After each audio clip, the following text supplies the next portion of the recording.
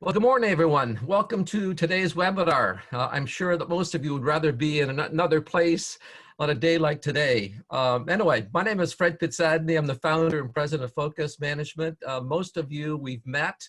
I'll be presenting today's session along with Richard Jarofsky, Focus Partner. Before we begin, just a couple of housekeeping items. Please feel free to take notes during the webinar, but you need to know that, in fact, we're recording it and we're going to make the recording available to all of you in a couple of days. Secondly, we'll be using the Q&A feature today to capture any questions that you might have. We're going to have a little Q&A at the end of the session, and hopefully we'll answer all of your questions. 6 months ago, the tone and the subject matter for this webinar would have been so different. The focus would have been on planning how to successfully scale that next peak off in the distance, the peak representing the goals for the business. But then, with little warning, everything changed. In the space of a few short months, the COVID outbreak turned our world upside down. Our choices, our options have become severely limited. Now, we all need to act very quickly, act decisively, and respond to changes that come at us just about every day as we move towards a new normal, whatever that becomes. To survive and thrive in today's unsettling and turbulent environment, we all need to rethink how we approach planning, managing, and executing our critical priorities. We need to take the tools that we are familiar with and reshape them to fit the world we now find ourselves in. And how has that world changed? Well, for starters, it shut down. Planes stopped flying. Borders were closed. People returning home from abroad were either placed in quarantine or voluntarily into self-isolation. You couldn't go where you wanted to.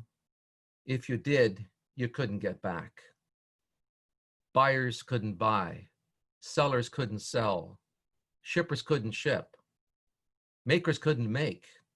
Every economy everywhere took a severe blow to the head. And on top of all of this, we don't know what's coming next. I mean, is there a second wave? Is this still the first?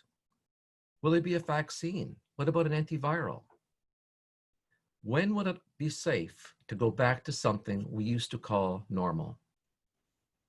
This pandemic is crushing many paradigms, how we make purchases and what we buy, how we do business and who we do it with, how our businesses operate internally, how we communicate with each other, and the list goes on.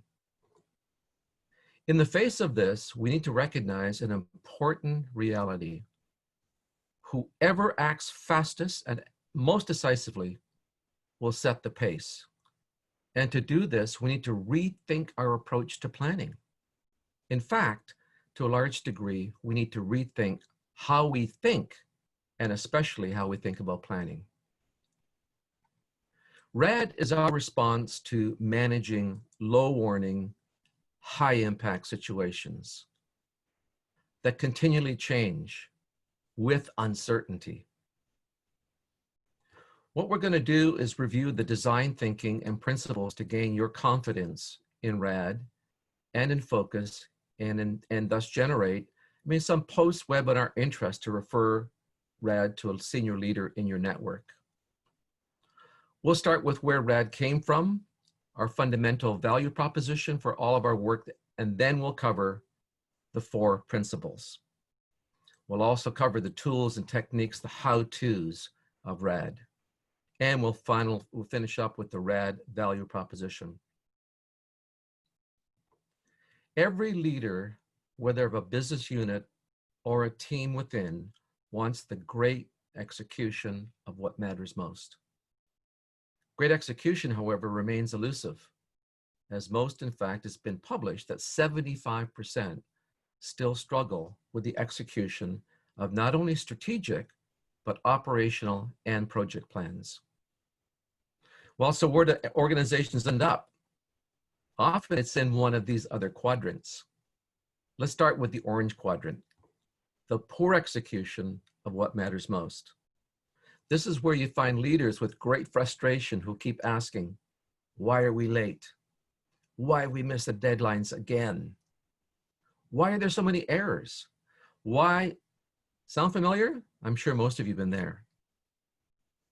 The green quadrant is about the great execution of the wrong things, which often lead to major embarrassment as the leader needs to answer questions like, look, if we're so great at getting things done, why is the competition still eating our lunch?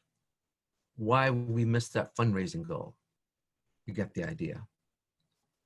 The black zone is that color for a reason. Businesses and their leaders don't last very long. This is a major reason that the majority of startups never see year 2. There are 3 elements that help leaders take their teams to the top right-hand quadrant: clarity, alignment, and commitment. Well, to what exactly? For strategy execution, it's the long-term focus and direction of the business. However, today, it's about identifying the critical priorities. What do we need to do to survive? And for some, it's how to deal with unusually big demands for their products and services. The bottom axis is about ensuring clarity, alignment, and commitment to action for individual accountabilities. Not being clear and unable to take action or make decisions is, according to published studies and our own 50 years of combined experience with 400 organizations, it's the #1 blockage to great execution. The #1 blockage. We'll be addressing how to fix that during this webinar. Okay, so here's the model for RAD. So we take GEM, the great execution of what matters most, on the left-hand side with the 4 quadrants, add a good dose of speed and agility, because that's what's going to make a difference today. And we get Rapid Agile Deployment, or RAD. For the next 30 minutes or so, we're going to focus on the 4 principles you can employ to catch the wave and not be crushed beneath it. These 4 principles will be supported by 6 specific tools and techniques. Let's overview the principles first. First of all, engage your people in the process of planning and deploying your plan, and do it early.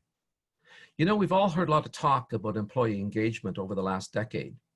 Mostly empty words, as most organizations are not really doing a better job at it than they were at the turn of the century. Not when it comes to real, meaningful engagement. Quickly means quickly, not weeks or months, but days. Power through the execution by doing a few critical processes right, over and over again. Planning sessions should be short bursts, like 1 to 2 hours long, not 1 to 2 days, as we're accustomed to. You've all heard the saying, no plan survives the first engagement with the enemy, or variations on that theme. Well, it's more than just a truism.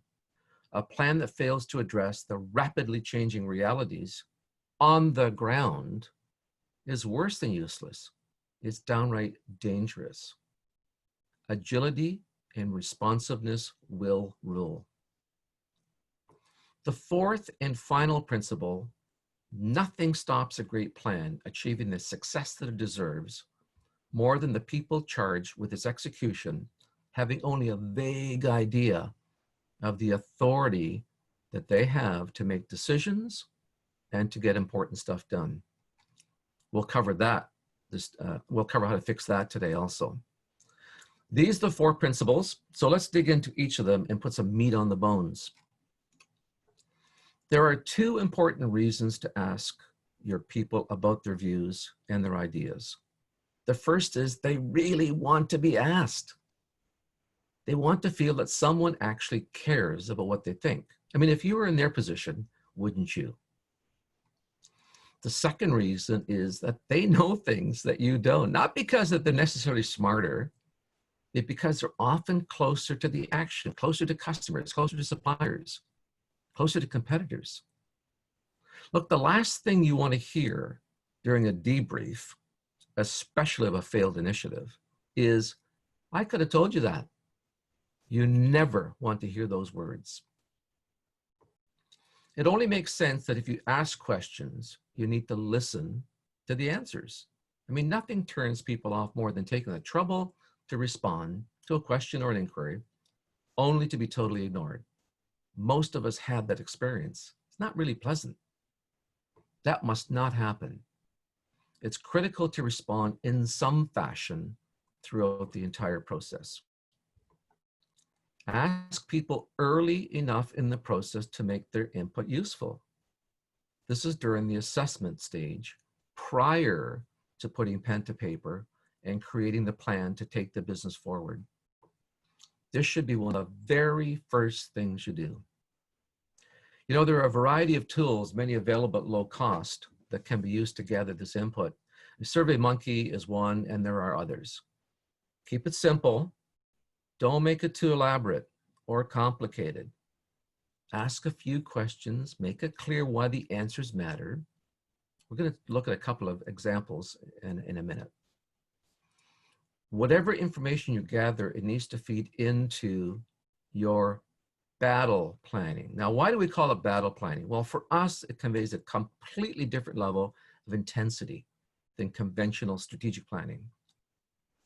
This is not about winning the war. It is about achieving the success we need today that creates a secure and positive tomorrow. The first thing we need to do is quickly come to grips with the situation in which we find ourselves, particularly in 5 key areas of importance. First of all, what is life like today for our customers? How are they being affected? How are their attitudes, preferences, and behaviors changing? What new challenges are they having that might represent opportunities for us? Maybe their need for what we do is decreased, or perhaps it's increased due to the present situation. I mean, for instance, the dramatic drop in commercial and civil aviation has had a terrible impact on companies that service and repair aircraft components such as wheels and brakes. But sail makers, on the other hand, who had the capability, have gained from the surge in demand for covers to protect engines as aircraft sit idle. What about our suppliers? We depend on them in order to operate our business. So how are they holding up? Do we need to be looking for alternatives? We can't afford to have a supply chain that's unreliable due to capacity constraints. As borders closed, many experienced logistical nightmares and have been able to establish a secure supply of materials and components. What about our competitors? Are they showing any signs of weaknesses that we can exploit? Have their service levels dropped significantly? Are they losing customers? Is there a fire sale opportunity out there? I mean, maybe we can snap up some smaller companies that are struggling so we can expand our reach. If we don't, someone else might. One of our clients, a maker of plumbing products, experienced a huge increase in demand for their products. In fact, the president says is trying to drink from a fire hose. And it happened because many of their competitors were either unable to operate or had their supply chains disrupted. Their big challenge, and put this under nice problem to have, was how are we going to make enough of our product quickly enough to take advantage of this windfall? What about our people? How are they doing? This has been a very stressful time for many, perhaps all. Are we doing what we can do to help them through this? For example, can we shift hours to help those who are having difficulty managing childcare? Finally, we need to appraise our operational capability and capacity. Are we able to meet service level requirements and remain cost efficient? If we have excess capacity, can it be redeployed to other areas? As an example, look at the number of companies now making respirators and masks. Remember the survey I mentioned a few minutes ago? Well, these are a few of the questions that we ask. What one thing within our power, and I want to emphasize that, what one thing within our power, no use asking questions that we can't change, do anything about. What one thing could we do to help you and others deal and cope better? The first thing you need to ask your people is, how can we help you? How about our customers? What can we do to serve them better? After all, a business without customers, well, it just isn't. What ideas do you have for how we can bond better with them, perhaps become the trusted go-to company, maybe even indispensable? We might be suffering operationally, and our less than great performance is damaging our reputation and causing frustration. How can we address those concerns and get better? The answers you receive from the survey need to be sifted, sorted, collated, organized, analyzed. Look for those nuggets, especially those that might seem at first glance kind of be a little off the page. Include those nuggets in the conversation you have with your core planning team.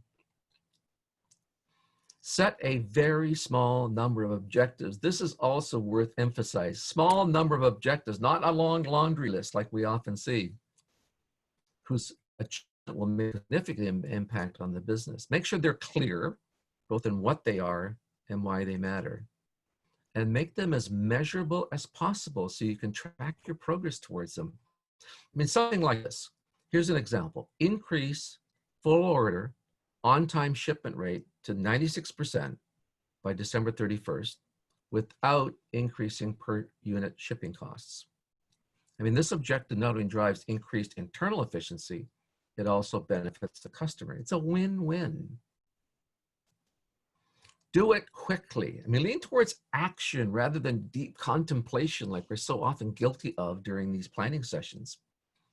And make your sessions short, 1 to 2 hours, and place them in a tight timeline, whatever you can accommodate. Think about doing maybe even 2 or 3 sessions in a week during the assessment and planning stages. Keep it simple. I'll say it again, keep it simple. It should be your mantra throughout this whole process. A beautiful plan on paper breaks down if people aren't clear on what they need to do and how the elements fit all together to make it successful. In a moment, we'll look at some very powerful yet simple ways of ensuring clarity of your plan. The most common cause of execution failure is that people don't know what is expected of them. As simple as that seems, it's true. They're not sure of what they're supposed to do or the authority that is available to them. We're going to cover more about authority clarification in a few minutes. Complexity is a major barrier when it comes to deciding what to do and then executing it. Richard is going to cover some of the simple yet powerful tools and techniques that you can use. The best thing is this, that you likely already have these in your toolkit. Richard will include how to make the planning and execution roles crystal clear. Richard, take over, man. Thanks, Fred. Good morning, everybody. Fred has given you some of the background, the backstory to RAD, in particular, how the whole concept fits so well in today's environment. What I want to do is give you a little bit more detail. I want to fill in some of the blanks in terms of what RAD looks like, how it works, and tell you about some of the tools and techniques that we use within it. Now, RAD, first of all, is broken into a number of phases. And the first phase, as you might imagine, given that it's a planning process, is, well, first of all, we need to get ready to do the planning. And within this phase, there are 4 major activities that are performed. And the first of those is to figure out who's going to be involved in the actual planning. Is this the leadership team, the management team? Is this some multi-functional, cross-sectional, multi-level group of people? Whatever the case, who is it that's going to do the actual work of going through the RAD process? The second thing then is to identify which employees are going to be surveyed. Whose input do we want? And the answer to that question might be, well, let's open the door to everybody in the organization. Let's make the opportunity available to everyone. In a large organization, the choice might be made to cut it down to a smaller number. Whatever the case, we need to know who those people are going to be, because the next thing to do is to actually create the survey, distribute it. The survey window is by design very tight, a day or two, so people don't kind of sit on it for a week. And then we need to get that data back, and then we need to compile it, analyze it, and feed it back into the core planning team in preparation for them to start to work on the assessment part of the process. Now, all of this activity is about 5 days in total. And generally speaking, within RAD, we do it 1 week prior to the initiation, which is when the assessment starts. So that's the next phase, assessment. And within assessment, there are 3 activities. Again, each of these constitutes a work session. And as Fred said earlier, these are short sessions. This is not spending a day. This is spending anywhere from an hour to maybe 2 hours. And typically the target is about 90 minutes, especially when we're doing meetings online. So the first of those is to look outside the organization, right? Because we want to understand the situation and try to figure out what's going on, and particularly identify the things that should matter to us in the short term. So we talk about our customers, we talk about our suppliers, we talk about our competitors, and then we look inside the organization and we talk about our people, we talk about our operations. And then out of all of that, in the third work session, we really need to kind of boil it down, because maybe there are 50, 60, or 100 things that have been identified. We can't deal with that number. So the point here is to identify the critical few priorities that really need to be captured and explored and analyzed further. This is days 1 to 5. So if you thought about a RAD starting on a Monday, let's say, essentially what we're saying is that by Friday, we've completed the assessment phase of RAD. Now at this point, we pretty much got a finger on the pulse, and we've identified the things that really should drive the conversations that take place within the RAD process from this point onward. Well, then the next phase, of course, is planning. We've done the assessment. We've got a lay of the land. We've figured out kind of what's going on outside and inside. So now we got to figure out, well, what to do. And the first point of figuring out what to do is to decide, what are we trying to accomplish? What are the objectives? And these are near horizon objectives. So, where strategic planning might look out 18 months, 2 years, 3 years, maybe even 5 years in some cases. In RAD, we're talking about a near horizon, 3 months, possibly 6 months. So it's about things that we need to accomplish in a pretty short period of time. Well, then, of course, the next thing that needs to be done is we need to figure out, how are we going to make that happen? What do the initiatives need to be that are going to get done and are going to drive us towards accomplishing those results? And then for each initiative that's chosen, and it's a short list, who's going to lead it? Who's going to drive it forward? Having done that, the last phase of the planning then is to look at each of those initiatives and figure out what sort of resourcing is required and what kind of authority is going to be given to the leader of that initiative, such that they can be effective, for one, meaning they can get the important stuff done, and also efficient, so they can get it done quickly. Well, this is days 8 to 15. So essentially we're talking about the second week of a RAD cycle. And by now we've got the plan, we've got some clear measures of success, we've got the objectives, we've got ownership for the initiatives, and we've also defined authority. So now we're ready to execute, to deploy. What I want to do at this point now is change to now talk about some of the tools and techniques that are contained within RAD. And you might be familiar with some of these in one form or another. So it might bring back some memories of having worked with us or in your own organizations. The first of these that I want to talk about that Fred alluded to earlier is what we call the 3W chart. And the 3W chart for us is a really simple way of capturing extremely important information, like, well, what's going to get done exactly? And by the way, who's going to do it? And by when do we expect that to be completed? So what's the commitment on that individual's part to complete that particular initiative? Well, of course, the initiatives, the action items come out of the conversation and planning, and then the who and the when. Often what happens, though, is that around that table, whether it's a physical table or a virtual one these days, as is often the case, there's this conclusion reached by the team that, that third thing, making the decision, that's really a shared undertaking. Robin and Tony, both need to be involved in it. And of course, our counter to that is absolutely, whoever needs to be involved should be involved.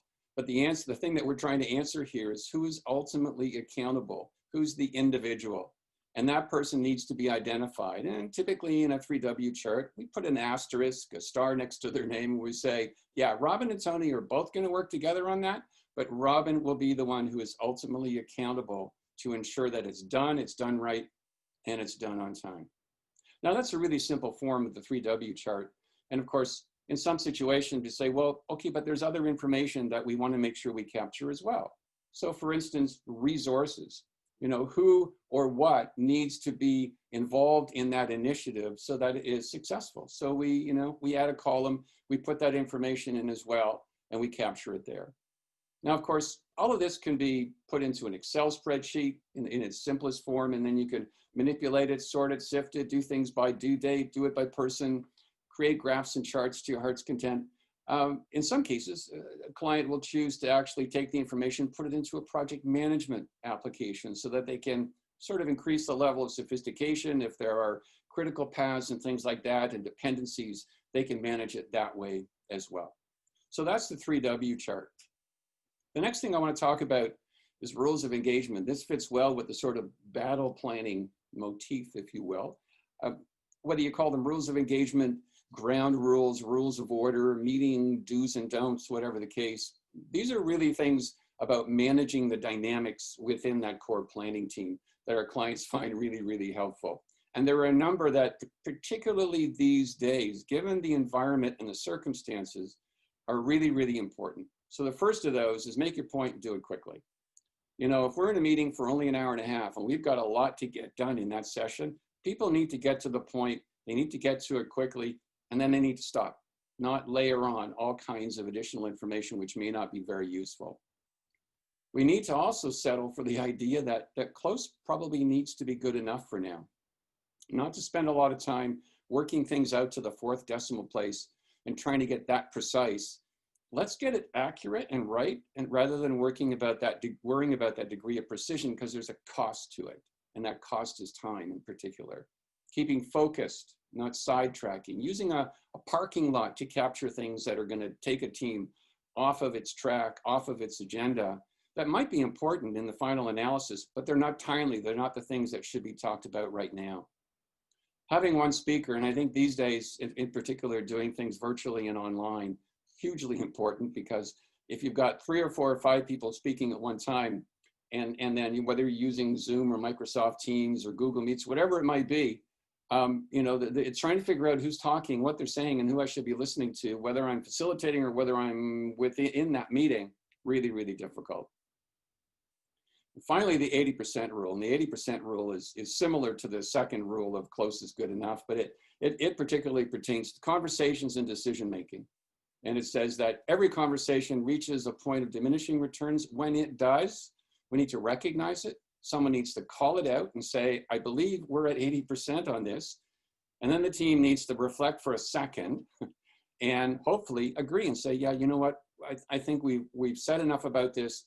Let's close it off. Let's make the decision and let's move on. There's another tool that our clients find really helpful, especially these days, which we call spitball decision-making. And it's not about the illegal pitch in baseball. It's another kind of spitball altogether, which you get from the little picture in the upper right-hand corner. It's really more along the lines of, let's kind of toss things against the wall or spitballs against the wall and see what sticks. So it is really a method of going from a lot to much less, and typically a lot of possibilities down to many fewer that need to be really more, maybe analyzed a little more deeply and decided upon. Because the reality is that no matter what the objective is, there are always going to be multiple and maybe a multitude of ways that you could go about trying to accomplish that objective. There are lots of things that you could do. Now, the problem is they're not all created equal. Some of them are great ideas. Some of them are maybe horrible ideas in the final analysis. And there are a bunch that probably fall somewhere in between. So with so many possibilities, how do you choose? Well, here's a really simple approach to it that our clients have found works quite well. And that's using the spitball. This one happens to be value or benefit on the vertical, cost or effort on the horizontal. It could be other comparisons. It could be cost benefit on one and risk on the other. Whatever the case, the idea is to take all of those possibilities and figure out where do they fall. So there are basically four zones in that little thing in the middle we call the maybe, but let me describe each of them quickly. The best deal zone, the green, well, these are things that aren't going to cost very much or take much effort, and they're going to yield quite a significant return or benefit. So they sound like really good deals, and I'd probably have to be convinced not to do those kinds of things. You've got the blue zone, the justifiables, which are, well, it's going to cost a fair bit, but it's also going to give us a fair bit back in return. And I could probably justify doing that, especially if we don't have very much over in the green.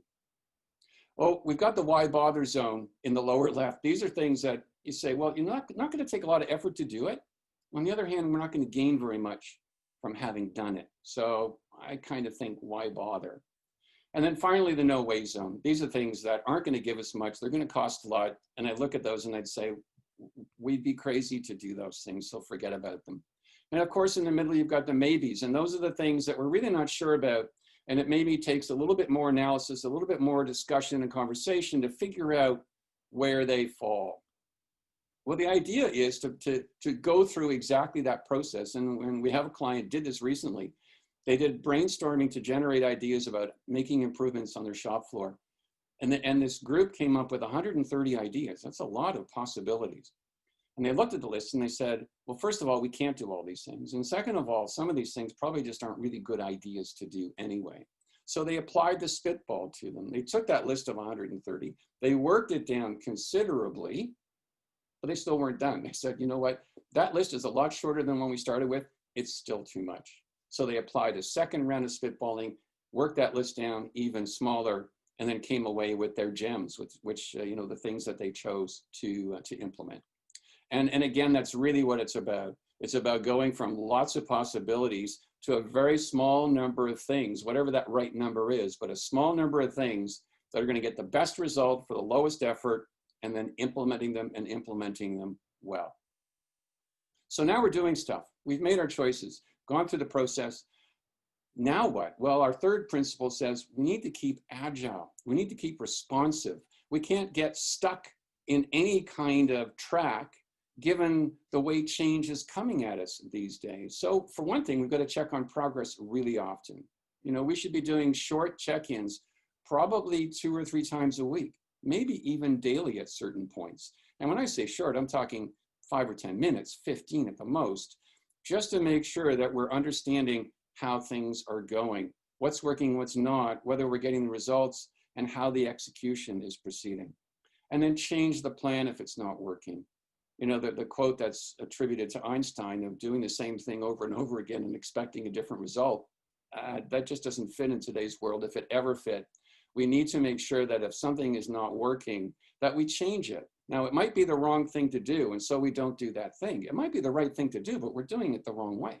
So let's fix how we're doing it. Another approach to this is what we call calling an audible.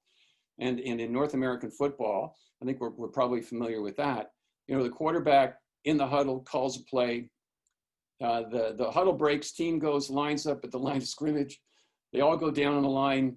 The center goes down over the ball. The quarterback looks up over the center, looks at the alignment of the defense and concludes, oh no, that play's not going to work the way the defense is lined up. They're going to blitz, or whatever they're doing. They've got some alignment that says we're not going to succeed with this play. So the quarterback calls an audible. The quarterback uses some coded language, calls it out loud and clear, and says to the rest of the players on the field, we're not going to do this play. We're now going to do that play. Now, 2 important things about calling an audible. One, that it's loud and clear, that everyone who needs to hear it hears it. And secondly, that now everyone knows what they need to do differently, what's changed. The 4th principle is about delegating authority.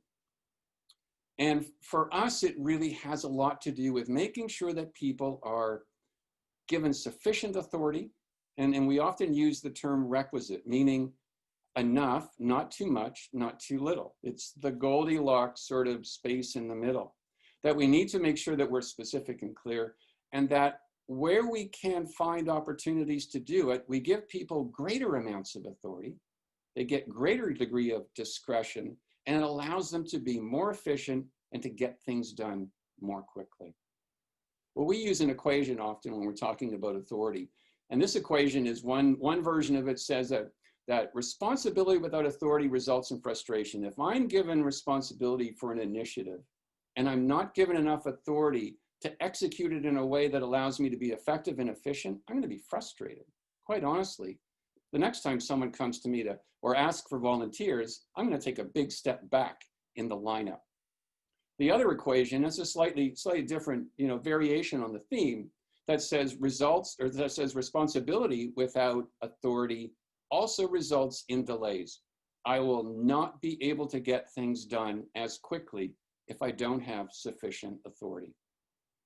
Well, when we define authority, we think of it as sort of 4 buckets, if you will, whether we're talking about the authority to make a decision or the authority to take an action. And these are the 4. Level 1 says, just do it. Don't ask, don't tell, just do it. My team leader says, with this kind of thing, just do it. Level 2 says, go do it, tell me after. And it's an obligation, it's not a courtesy. It's not like, I should probably tell my team leader. No, I must tell my team leader. Level 3 says, I gotta tell my team leader first. And then level 4 says, I don't really have the authority to decide or act. I gotta bring a suggestion or a recommendation to my team leader, and then that person will make the decision and probably tell me, therefore, what needs to be done. Well, this might help. Let's go through an example. I think that helps to clarify it. I'm gonna look at 4 decisions that a manager needs to be able to make, 4 things a manager needs to be able to do in order to implement some changes on the shop floor. And the first of those says basically spend within budget, it's already been approved, follow policy. Really, this is a just do it. This one's pretty vanilla. The second one says, in order to be able to approve new suppliers for ongoing operations, this is a level 2. I got to tell my team leader afterwards, because if someone comes to that person and asks a question about what's going on with suppliers, I don't want my team leader to be embarrassed. My team leader doesn't want to be embarrassed, so I must inform that person afterwards. A level 3 for the next one about minor staff impact says, what my team leader wants to know first before I do those things. Maybe he or she knows things that are happening around the organization that I don't know that might affect the timing of that implementation or maybe even the method of implementing it. And then finally, changes that have significant impact. Most likely, my team leader is going to say, you know what, that's a level 4. Tell me what you think we should do, and then I will make the actual decision. Now, these levels can be used to establish authority for projects, to establish authority for really anything that could be part of an individual's role on a day-to-day basis. And it's a critical aspect in allowing and enabling people to be effective, for one, to get their stuff done and get the results they need, but also to be efficient and to be timely. I'm going to turn it over now to Fred, who's going to finish us off with his presentation.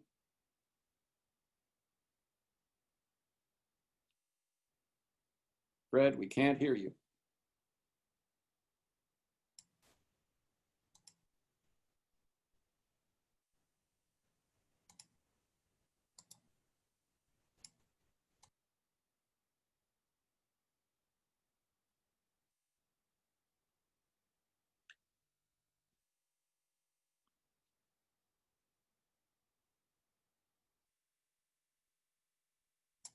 There we go.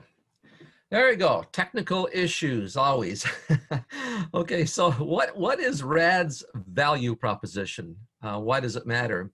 How does RAD fit in today's COVID world? And how will it be of value to a business leader? Leaders from all walks of life are feeling pretty frustrated about how fast things are changing. They're worried and often uncertain about what they should be doing and how to do it. They're asking themselves a lot of questions like, what are my critical priorities and what should I be doing about them so that what matters most today gets done and it gets done quickly. This is exactly what the RAD approach delivers. Again, if you look at the model that we showed you earlier, On the left-hand side, you have the great execution of what matters most. You want to be in the top right-hand quadrant. You add speed and agility, and you get RAD. Okay, so for those who would like some professional guidance to implement RAD in the organization, here's the cost for a hands-on, step-by-step, let's avoid the landmines facilitation of RAD. For the basic RAD package, which includes first, the survey administration, second is for getting the core planning team ready.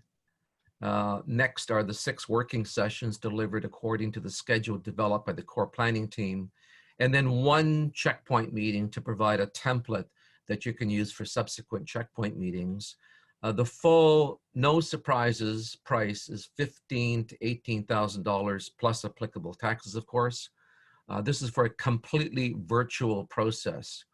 The $3,000 price range is to accommodate survey administration, which is kind of a function of the number of employees. More employees, obviously, that sucks up some of that $3 grand. Okay, so what should you be looking for as an ideal referral to focus for RAD? Well, the business is likely going to be in the 50 to 250 employees range, not exclusively, but probably in that range, with a leader who's feeling the pressure to figure out what to do to survive, or perhaps on the other side, how to handle larger than expected volumes. The ideal candidate must be open to bringing in outside help, of course, and appreciates the value of working through a process while being guided by a seasoned facilitator, and not looking for someone to come in, do a study, produce what we call the OBR, the one big report, and then as they say, and then as they leave, wish you good luck.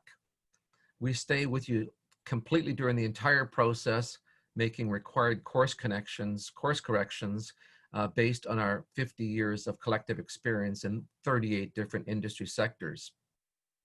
And of course, someone who can directly approve the engagement. Okay, it's 11:40, 11:43, and we have some time to do some Q&A. Richard, do we have any questions that have come through the poll? Yeah, Fred, there is one question, which is, is RAD a replacement for strategic planning, or should it be complementary to it? Yeah, we hear that question often, and the answer is no, RAD does not replace strategic planning. Now, it may influence the strat plan, because during RAD, we actually do a mini SWOT analysis, strengths, weaknesses, opportunities, threats of the current situation. And sometimes you'll learn some things that in fact would change the overall direction of the organization, but it's not designed to change or eliminate the strat planning process. It actually is designed to work in tandem and in alignment with the strat plan. Now, there's a lot of things that you can use. There are tools and techniques that you can actually use out of the RAD process. So for instance, the Spitball decision-making is a great little tool that you can use to accelerate the decision-making process during strategic planning, which sometimes can become very arduous. The idea of using rules of engagement to make sure that your meetings are effective and efficient is a great little tool. So there are lots of little tools that you can use that help with the whole strat planning process, but it's not designed to replace it. Okay, thanks, Fred. One more question has come in, which is there a specific industry sector that seems to be the most receptive to this approach? Wow, all I can tell you is based on our experience that the receptiveness doesn't really seem to be industry focused. It's RAD is more industry agnostic. I don't think it makes too much difference as to what the industry is. Excuse me. Oh, gosh, apologies for that. So my experience is no, there isn't. Richard, I don't know whether you have experienced that or not. Yeah, my answer, my answer Sorry. is very much in line with yours. It has more to do with which industry sector is feeling stress at a particular time, because someone's going to engage in RAD primarily if it's either positive or negative stress, but there's something pressing on them. It's either because, you know, that business has been in decline for some time, that industry has been affected so much. Like the example that Fred gave earlier, those associated with commercial and civil aviation, you know, there aren't many planes in the sky.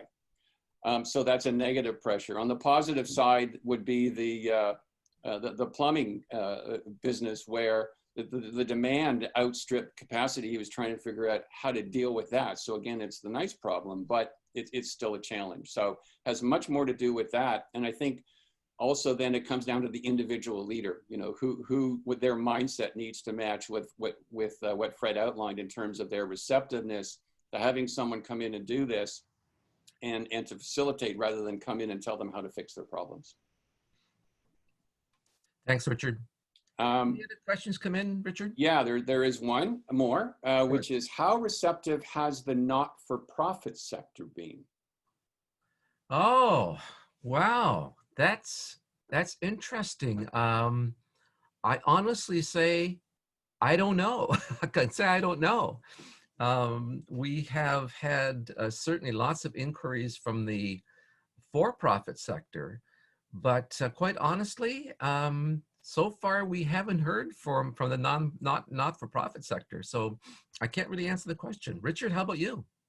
Yeah, our attention has really been focused pretty much exclusively on the for-profit enterprise sectors. So to this point, although the not-for-profits are feeling pressure as well, their issue may be simply just an unavailability of funding to actually even ask for help. But I don't know. It's a big, it really is a big, don't know. That was a great question. That's a new question. Much traffic in that area. Okay, right. I think that's it for our questions. Okay, great. Thank you. Those are great questions. Thank you very much for that. We're going to finish off kind of looping back to what our goals were for today, which were to position RAD, to gain your confidence in RAD and focus, and to create some follow-up interest. So we practice what we preach. We want to find out how well we did with this webinar. There's a very short 3-question poll that we'd love you to answer. It only takes literally 45 seconds to do that. So if you could do that, we'd really appreciate that. Okay, the poll is open now.